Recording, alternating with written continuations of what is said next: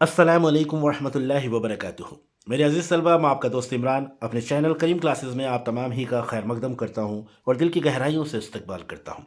उम्मीद करता हूँ कि आप तमाम ही अपनी जगह खैर आफियत से होंगे और खुश खुरम ज़िंदगी गुजार रहे होंगे।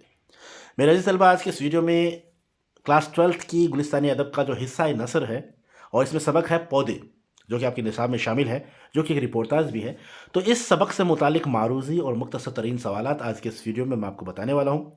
वीडियो का आगाज़ करने से पहले दोस्तों मैं आपको बताना चाहूँगा कि एग्ज़ाम के एतबार से ये काफ़ी इंपॉर्टेंट सेक्शन है, क्योंकि एग्ज़ाम में जो क्वेश्चन पूछे जाते हैं इस सबक से मुतालिक इस सेक्शन के तहत मारूजी सवाल जो पूछे जाते हैं उसमें आपके पास ऑप्शन होते हैं, बस आपको छांट कर जवाब देना होता है। तो बड़ा आसान होता है।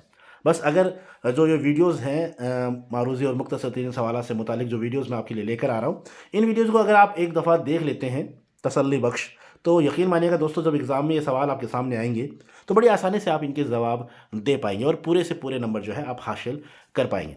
तो इसी बात को ध्यान में रखते हुए ये वीडियो मैं आपके लिए लेकर आया हूँ। हालांकि पहले भी मैंने काफ़ी वीडियोस अपलोड किए। बस मेरी आपसे आजीज़ाना मुफलिसाना दरख्वास्त है कि इन वीडियोस को आप अच्छी तरीके से देख लीजिएगा, अपनी नोटबुक में नोट कर लीजिएगा और एक दफ़ा, दो दफ़ा, तीन दफ़ा अगर आप इन्हें देख लेते हैं तो ये सभी क्वेश्चन जो सवाल जो है आपके जहन में सेट रहेंगे और एग्ज़ाम में जब आपसे सवाल पूछा जाएगा तो बड़ी आसानी से आप इनका जवाब दे पाएंगे। तो चलिए बिना वक्त जाया किए शुरू करते हैं, आगाज़ करते हैं आज के इस वीडियो का। और जो आपके निसाब में शामिल है सबक पौधे, इससे मुतालिक जो भी मारूजी सवालात हैं वो आज की इस वीडियो में मैं आपके साथ डिस्कस करने वाला हूँ।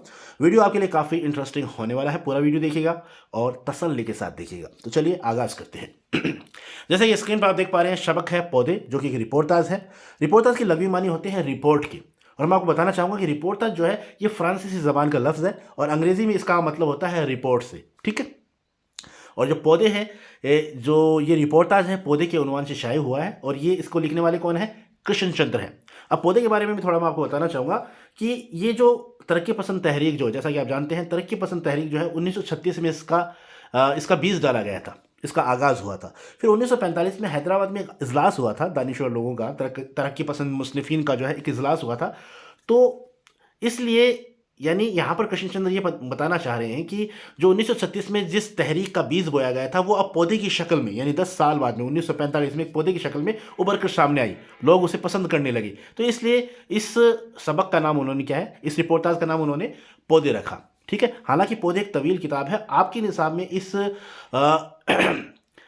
इस जो किताब का एक छोटा सा हिस्सा जो है वो आपके निसाब में शामिल किया गया और उसी हिस्से से मुतालिक जितने भी मारूजी सवालात हैं वो मैं आज के इस वीडियो में आपको बताने वाला हूं। तो चलिए अब शुरू करते हैं। तो जैसा कि रिपोर्टाज, सबसे पहले आपको पता होना चाहिए कि रिपोर्टाज क्या होता है। तो सवाल हमारा ये है, रिपोर्टाज को अंग्रेजी में क्या कहते हैं? बड़ा सिंपल सा इसका जवाब है रिपोर्ट। अब रिपोर्टाज के बारे में थोड़ा सा जान लेते हैं। रिपोर्टाज ये फ्रांसीसी ज़बान का लफ्ज़ है, ख़ास तौर पर आवाम के सामने किसी चीज़ या वाक़ये के बारे में बयान देना या इत्तला देना, यानी किसी चीज़, यानी खबर देना, एक तरीके से किसी चीज़ के बारे में आवाम के सामने वाक़ये के बारे में या वाक़ये के बारे में बयान करना होता है, इत्तला देना होता है, सूचना, इन्फॉर्मेशन देना होता है। इसे ही हम रिपोर्टाज कहते हैं। उर्दू अदब की पहली रिपोर्टाज पौधे को माना जाता है और ख़ास बात यह है कि जो निसाब में आपके सबक शामिल है पौधे, जिसे कृष्ण चंद्र ने लिखा है, ये उर्दू अदब की पहली रिपोर्टाज है, ठीक है। तो ये भी आपको पता होना चाहिए। अगला सवाल हमारा, रिपोर्ट के लघु मानी क्या होते हैं, यानी रिपोर्टाज के लघु मानी क्या होते हैं? तो इसका जवाब हो जाएगा रुदाद या खबर, ठीक है। अब देखते हैं अगला सवाल। अदबी सिन्फ के एतबार से रिपोर्टाज को क्या कहते हैं? तो इसका जवाब हो जाएगा तासुराती रुदाद। तासुराती यानी जिसका असर हो, ठीक है, असरदार, तो तासुराती रुदाद। अगला सवाल है, रिपोर्टाज लिखने वाले का मिजाज कैसा होना चाहिए? जवाब हो जाएगा तख्लीकी मिजाज होना चाहिए उसका, ठीक है। कई बार एग्जाम में पूछ लिया जाता है, ऑप्शन आपके सामने होंगे, अगर आप इन्हें एक बार देख लेते हैं, सुन लेते हैं, तो फिर अपने आप आपके जहन में ये चीज़ें सेट हो जाएंगी और एग्जाम में जब ये सवाल पूछा जाएगा बड़ी आसानी से आप इसका जवाब दे पाएंगे। अगला सवाल है, कृष्ण चंद्र की पैदाइश और इंतकाल कब हुआ था? काफ़ी इंपॉर्टेंट क्वेश्चन है, याद कर लीजिएगा अच्छे तरीके से। तो कृष्ण चंद्र की पैदाइश हुई थी 1914 में भरतपुर में, ठीक है, और इनका इंतकाल हुआ था 1977 में मुंबई में। ये बातें आपको पता होना चाहिए। अगला सवाल, कृष्ण चंद्र का बचपन कहाँ गुजरा? तो इसका जवाब हो जाएगा कृष्ण चंद्र का बचपन जो है पुंछ कश्मीर में गुजरा था और इनके वालिद साहब जो है वो डॉक्टर थे। ये भी आपको पता होना चाहिए। अगला सवाल, कृष्ण चंद्र के वालिद कश्मीर में किस ओहदे पर फाइज थे? जैसा कि सवाल आपके सामने है, तो जवाब हो जाएगा डॉक्टर। अगला सवाल, कृष्ण चंद्र किस वजह से मुंबई गए थे? तो मैं आपको बताना चाहूँगा, फिल्मों में लगाव की वजह से, यानी उनका फिल्मों में लगाव था, इस वजह से वो बॉम्बे गए थे, मुंबई गए थे। लेकिन हालांकि इन्हें फिल्मों में कामयाबी हासिल नहीं हुई। बाद में इन्होंने अपना रोजगार का जो जरिया है वो कलम को ही बनाया था। ठीक है। अगला सवाल है, कुछ लोग कृष्ण चंद्र पर किस चीज़ का इल्ज़ाम लगाते हैं? तो इसका जवाब हो जाएगा बसियार नवीसी। बसियार नवीसी का मतलब होता है, यानी जो कोई जो मुसन्नफ़ है, कोई जो अफसाना निगार है, जो बहुत ज़्यादा लिखता हो, बहुत ज़्यादा लिखने का जिस पर इल्ज़ाम लगाया गया।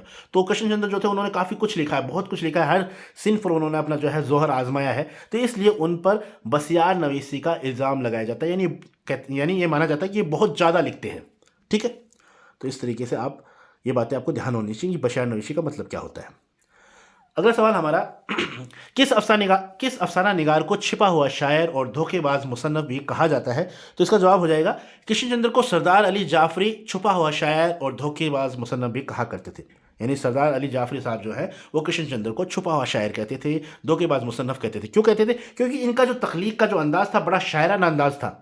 तो हालांकि थे तो ये अफसाना निगार, लेकिन शायराना अंदाज यूज़ करते थे अपनी तख्लीक के अंदर, इसलिए जो है सरदार अली जाफरी उन्हें छुपा हुआ शायर कहते थे।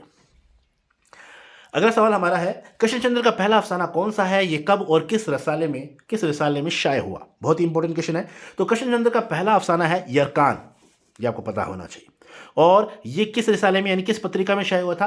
पत्रिका का नाम था अदबी दुनिया, जो कि लाहौर से प्रकाशित होती थी, लाहौर से शाये होती थी 1936 में। ठीक है, तो ये आपको पता होना चाहिए।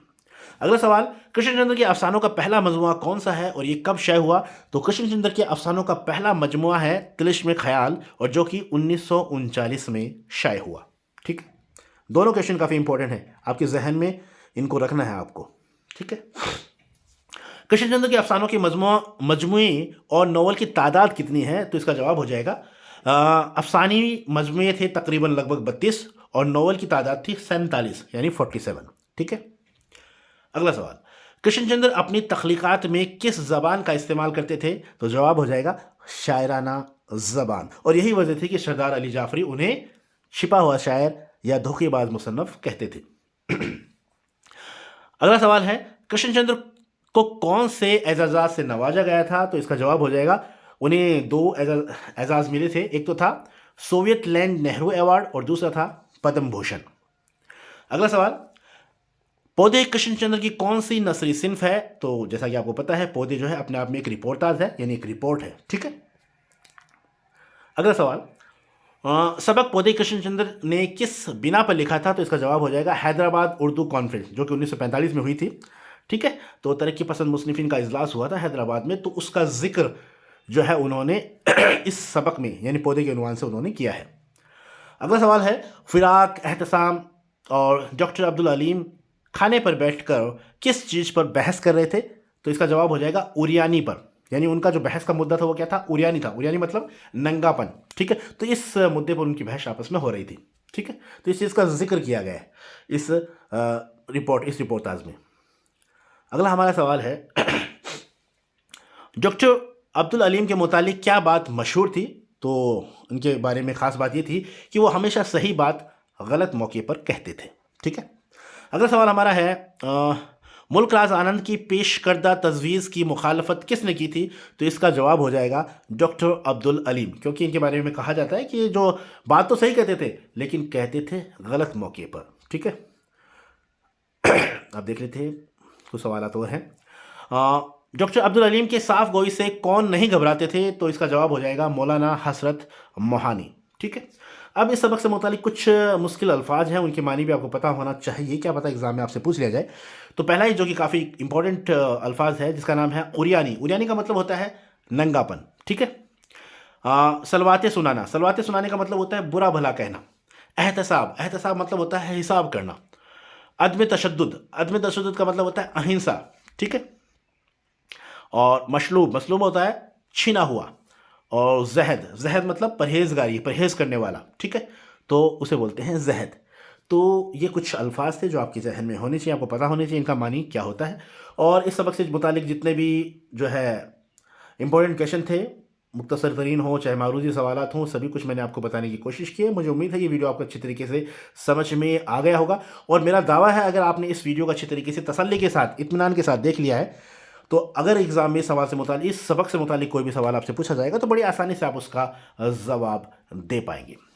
तो आज की वीडियो में सिर्फ इतना ही। जल्द ही मुलाकात होगी नेक्स्ट वीडियो में। तब तक के लिए पढ़ते रहिए, खुश रहिए, आबाद रहिए और मन लगा के पढ़ते रहिए, क्योंकि आने वाले दिनों में आपके एग्ज़ाम शुरू होने वाले हैं। तो एग्ज़ाम के एतबार से भी आपको काफ़ी तैयारी करनी है।